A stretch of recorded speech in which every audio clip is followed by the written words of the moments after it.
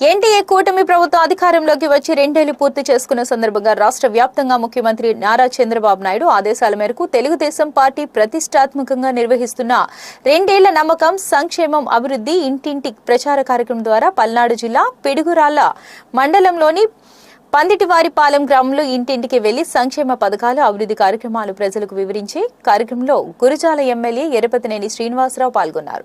ఈ 2 సంవత్సరాల కాలంలో కూటమి ప్రభుత్వం చేసిన అభివృద్ధి కార్యక్రమాలను ప్రజల్లోకి తీసుకెళ్లి ప్రజా సమస్యలు తెలుసుకుని పరిష్కరించేందుకు ఇంటింటికి పర్యటించారు.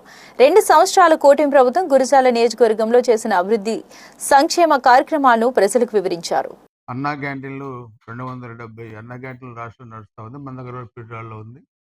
త్వరలో దాచిపల్లి కూడా పెడతా ఉన్నాం. పేదలకు 5 రూపాయలకే ఉచిత భోజనం, 5 లక్షలు ఇళ్ళు పంపిణీ, అదేవిధంగా గీత కార్మికులకి వడ్డీలకి మైనింగ్లో నిధుల కేటాయింపు, ఎన్టీఆర్ వైద్య సేవ, ఉచిత వైద్య సేవ. ఇది చాలా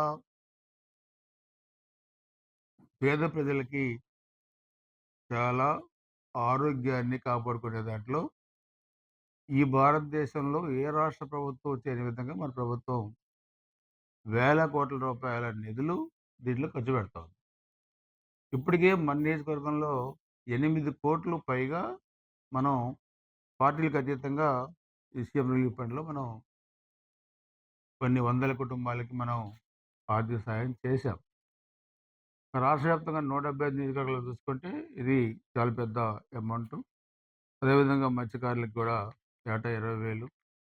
ఇక సాగునీటి ప్రాజెక్టులు కానీ, అదేవిధంగా పల్లె పండుగ కార్యక్రమంలో కొన్ని వేల కిలోమీటర్ల రోడ్లు వేయటం కానీ, అదేవిధంగా డ్రిప్ పరికరాలు, వ్యవసాయ పరికరాలు, విద్యుత్ ఛార్జీలు ఇప్పటికి 3 సార్లు తగ్గించారు. వాళ్ళు 6 సార్లు పెంచితే మనం 3 సార్లు తగ్గించాం 2 సంవత్సరాల్లోనే.